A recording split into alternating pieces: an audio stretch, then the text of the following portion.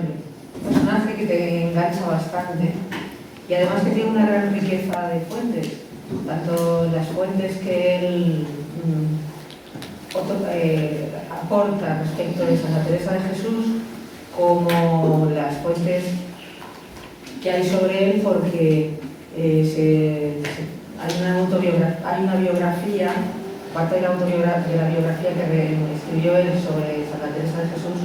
Luego hay una biografía que se ha hecho sobre él, que se publicó a finales del siglo XIX, que es riquísima, muy extensa y muy rica en todo el anecdotario que hay sobre Julián de Ávila, porque también hay muchas fuentes de biógrafos de su época, de amigos suyos sacerdotes, que hicieron una gran labor de aportación de fuentes en su momento, ¿no? Como hemos dicho, es un personaje insustituible e importantísimo en las primeras épocas de la Reforma, porque fue, digamos, el compañero fiel, constante de Santa Teresa de Jesús en todas las fundaciones hasta la de Sevilla. Y que decir tiene, pues, el gran apoyo que fue cuando se convirtió en su escudero en el momento en que Santa Teresa, el día de la fundación, el día de San Bartolomé, de la fundación del convento de San José de Ávila, pues tuvo que acompañarla por el camino en mitad del clamor de la gente de Ávila que acosaba el convento, y ella tuvo que salir del convento porque se lo ordenaban se lo ordenaba la priora de la Encarnación, ¿no? Y tuvo que salir y tuvo que llevarle de escudero. Y ya desde entonces él quedó completamente enganchado con ella a su servicio. Tenía la vinculación también de su hermana, claro, María de Ávila, que fue una de las primeras novicias, y también pues, la amistad con Gaspar Daza, en fin, estaban todos muy relacionados en Ávila. Pero él era ya un sacerdote considerado como ejemplar y santo. Esos primeros años en que había estado de párroco de San Millán, había llevado ya una vida muy sobria y muy retirada, muy ejemplar. Era una persona pues, con una vida muy rica e incluso un poco misteriosa, porque estuvo como 4 años desaparecido por tierras de Andalucía. No se sabe muy bien qué estuvo haciendo. Imagino que pues viviendo la vida lo mejor que pudo, haciendo trabajos precarios, lo que fuese, huyendo de su casa, ¿no? Es como un ejemplo de hijo pródigo, ¿no? Aquello quizá le confirió también mucha humanidad y mucho conocimiento de lo que era la vida, ¿no? Aunque él conservó siempre un carácter como muy candoroso, ¿no? Que luego se verá que no le sirvió mucho para el tema de los negocios de la Santa en las fundaciones. Era bastante torpe en eso, ¿no? La Santa tuvo que ayudarle, aparte de que él la ayudaba a ella, pero ella tuvo que ayudarle a él en algunas cosas, sacarle de algunos problemas en que él se metió, porque era bastante torpe en materia de negocio, ¿no? Él lo dice con mucha gracia y dice que la Santa era la letrada en vez de él, y que él era la procuradora. O sea que él era el que hacía los mandados, pero realmente el letrado auténtico ahí era la Santa, ¿no? En esta parte de los negocios no se le daba muy bien. Era pues un poco despistado, un poco... Sí, no se le daban bien esas cosas, ¿no? Bueno, ni que decir tiene, lo tendríamos que decir por muy extenso. Tanto le menciona mucho a la Santa en fundaciones como en sus cartas. En fundaciones pues, se ve la gran contribución que tuvo en las primeras fundaciones hasta Sevilla, y las aventuras que corrieron, bueno, que se describen, que eso es una obra literaria preciosa para conocer lo que era la España de la época. Pues esos viajes tan tremendos, en que él, por otra parte, aparte de ser el apoyo de ella constante y ser su confesor y su compañero en todo, al mismo tiempo pues era un hombre muy santo, porque por el camino tenía una constante presencia de Dios. Todo su camino era hablar de cosas de Dios, hacer oración, confesar a las monjas, confesar a la Santa. Era un hombre que muy santo también en su vida y muy dado a la oración. Ella dice que todo se le iba el camino en hablar de las cosas de Dios. Luego, por otra parte, era muy gracioso, muy simpático, quizá Andalucía le ayudó en ello también, ¿no? Y su humanismo, su humanidad. Entonces era un hombre muy gracioso, muy simpático y que, bueno, que todo se le volvía también a hacer la vida agradable de las monjas con sus chistes, por lo menos en esos viajes, ¿no?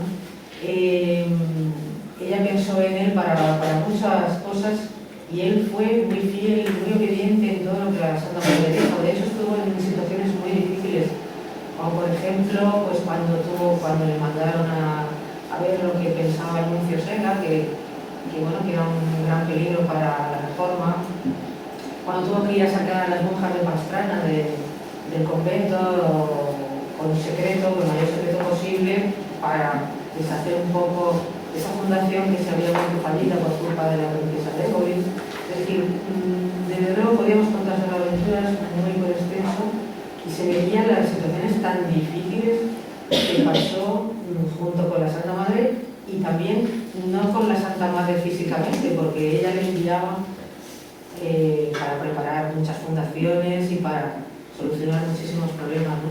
Con esa fortuna porque bueno, era muy voluntarioso, pero bueno, en materia de negocio no se le daba muy bien, ¿no? Como hemos dicho.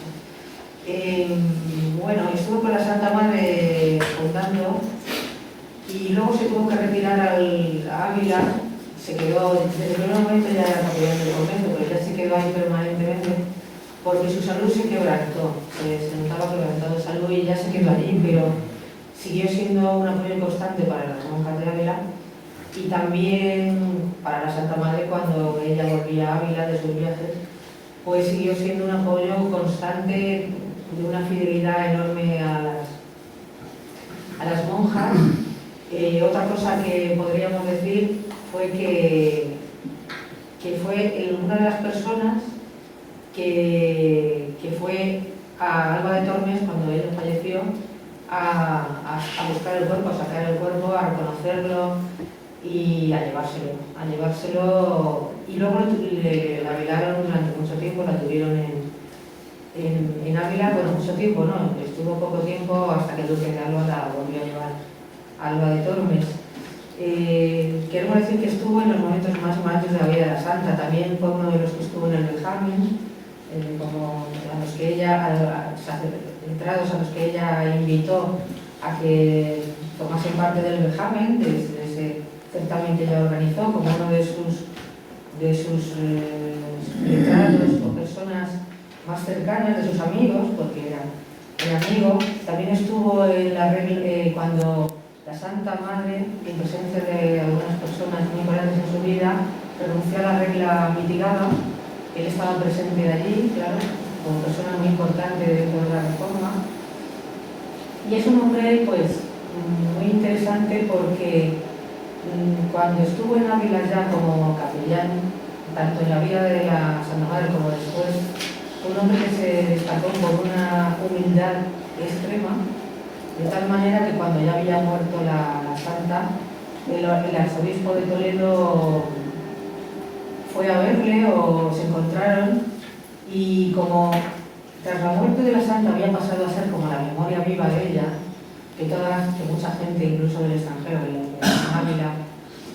venía a Ávila pues, a consultar con él cosas de la Santa, para saber de ella, para saber el espíritu de la Reforma, cómo era. Es decir, quedó como una especie de depositario del espíritu de la Reforma. Y vino el arzobispo de Toledo, se encontraron en algún momento, y el arzobispo de Toledo le tenía por tan santo también y por tan depositario del carisma teresiano, del espíritu de la Reforma, que le ofreció llevárselo a Toledo con una dignidad eclesiástica, una importante dignidad eclesiástica, ¿no? Y Julián de Ávila dijo que no, que él prefería, que toda su vida y su vocación era servir a las monjas carmelitas de Toledo y que era su mayor timbre de gloria, que no había nada más que se le pudiera conferir, ninguna dignidad, que fuera mayor para él que estar sirviendo a las monjas hasta su muerte. La Santa habla mucho de él también, tanto en las promociones como en las cartas. Se lo recomienda a su hermano Lorenzo como un sacerdote santo, un sacerdote que además era de una caridad extrema, era una institución en Ávila, porque todo lo que tenía lo daba a los pobres, recaudaba una cantidad de dinero enorme para los pobres, también ingresó en el Hospital de la Misericordia y iba todos los días al Hospital de la Misericordia a servir en los servicios más viles o más serviles o más difíciles, más minuciosos a los enfermos, incluso los enfermos que estaban muy mal, pues él los consolaba y los curaba. Él, su casa se la legó a su hermano, dos casas que tenía, pero con la condición de que parte del dinero que rentaban fueran para los pobres. No tenía absolutamente nada para él. Cuando hubo una gran crisis en Ávila, una epidemia, salió por las calles distribuyendo alimentos. Era un hombre de una caridad extremada y de una humildad extremada. Entonces, pues, ella también habla de él en el sentido, y eso es muy importante en el trabajo que estamos haciendo, cuando dice que el Señor le había dado a él el mismo espíritu que a ella. Y al haberle dado el mismo espíritu que ella, pues entendemos que desde luego el carisma sí lo recibió, tenía el mismo espíritu que Teresa. Y eso ella lo dice concretamente, o sea, lo dice expresamente, que tenía el mismo espíritu que ella.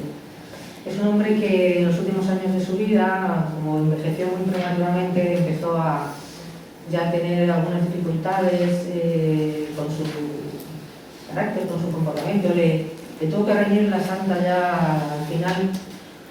¿Por qué? Pues por ejemplo, cuando las monjas tuvieron que presentar un memorial a los padres carmelitas para un capítulo de Alcalá en que se iban a conseguir unos estatutos distintos para los descalzos, no estaba la Santa Madre en ese momento, y entonces las monjas todas presentaron un memorial, y el memorial de las monjas de Ávila, él se entrometió mucho en él y quería como que mitigase muchas cosas. Era un hombre como tan humano y tan cariñoso, bueno, pues que quería que mitigase muchas cosas, y la santa se enfadó y le riñó porque decía que tales mitigaciones, que para eso no se había hecho la reforma, ¿no? Más que nada era porque estaba ya, quizá actualmente diríamos algo demenciado o que estaba envejecido prematuramente, ¿no? Pero él fue tan obediente, era tan obediente a la Santa Madre que obedeció y ya no se volvió a meter más en estas cosas, ¿no? Luego también la santa le apartó de confesor de las monjas, pues quizá también por lo mismo, porque la monja decía, bueno, si es que menos mal que las monjas tienen un espíritu tan firme en la reforma, pero si no es que se deshacía todo, ¿no? Se conoce que estaba ya muy abuelado, dicen algunos biógrafos que estaba muy abuelado, ¿no? Entonces, pues eso, también diremos eso, que fue como el depositario del espíritu de la reforma, cuando venían incluso esos nobles que vinieron de Francia, cuando quería fundarse en Francia, vinieron a verle a Ávila como espíritu depositario de la reforma, es decir, que era conocido también por eso. Bueno, murió, primero tenemos que decir que cuando murió la santa, pues tuvo la suerte también de poder ser uno de los que testificaron de una manera más fehaciente, por ser testigo de primera línea de la santa, y tuvo unas declaraciones muy importantes que dieron lugar pues, a una serie de relaciones biográficas que luego fueron el origen de la gran biografía que hizo sobre la Santa Madre años después. Y luego pues murió santamente, de tal manera que se reunió una gran multitud de Ávila a su entierro, a su funeral. Querían arrancar, bueno, en las cosas de aquella época, querían arrancar cosas del hábito, del ataúd, de todo, para quedarse con reliquias. Hubo gente que dijo que habían ocurrido cosas extraordinarias o algunos milagros y tal. La gente le tenía por santo en Ávila, o sea que, y la propia santa también lo dice, ¿no? Con lo cual pues, sabemos que es un santo. Podríamos decir también que fue terciario carmelita, ya para terminar, de alguna manera se puede considerar que era terciario, aunque según la conferencia de ayer, pues parece que la bula para hacer terciarios la reforma pues fue en 1594. Pero bueno, sí es cierto que sí recibió el escapulario de manos del padre Gracián en una ceremonia muy pomposa que hizo el padre Gracián. Lo había pedido el padre Julián de Ávila que le emitieran el escapulario. Y el padre Gracián dice que por distinguir esa entrega tan enorme que había tenido con la reforma el padre Julián, pues que le confería el hábito. La propia santa se creyó que le hacían, es una anécdota graciosa, se creía que le hacían fraile, porque fue una ceremonia tan importante y la Santa Madre cuando acudió a ella dijo, pero no me han contado nada, y el padre Julián se mete a fraile Carolita. Y entonces quedaron todos asombrados y tal. Y don Julián de Ávila no sabía tampoco dónde meterse y tal, pero Gracián luego lo aclaró todo, dice, no, este es la carta de hermandad, la orden por los grandes servicios que ha producido a la orden. Entonces yo que, como conclusiones, ya después de esta relación, porque es una vida muy rica, como conclusiones yo diría que sí, que recibo el carisma de la reforma. La propia santa dice que el padre Julián tenía el mismo espíritu que ella, que el mismo espíritu que ella había recibido de Dios. Tenía una gran amistad, cercanía, convivencia y fidelidad con la Santa Madre y con las madres del convento de Ávila. Fue conocido, como hemos dicho, como depositario del espíritu de la reforma y de la memoria de la Santa Madre en Ávila. Tenía un gran espíritu de familia con las madres, sobre todo también con los padres. Tuvo también una gran amistad o simpatía con el padre Gracián. Luego, otra cosa que vemos que quizá tuvo el carisma, pues que tenía una vida de oración, de recogimiento, de obsequio de Jesucristo, que por los caminos por donde iban continuamente iban en obsequio de Jesucristo y meditación en la ley del Señor. Él potenciaba eso continuamente, con lo cual se ve que sí tenía mucho del carisma cristiano. Tenía una alegría, sencillez, humildad, pobreza, celo apostólico, obediencia a la santa. El humanismo teresiano y la alegría es una cosa también muy de él, con lo cual ahí se ve mucha conexión con el carisma teresiano. Y luego, pues, cuando dijo que todo cuanto en su vida quería ser y estar era servir a las madres, que eso era su mayor timbre de nobleza, y luego que recibió el escapulario del padre Gracián. Yo creo que todos esos datos pues hacen que consideremos que Julián de Ávila sí fue considerado, de alguna manera, al recibir la carta de hermandad, pues hermano de la orden, y que había recibido el carisma teresiano. Yo creo que eso es indiscutible. Y es un personaje muy sugestivo y ejemplo de un sacerdote santo y de alguna manera miembro de la orden.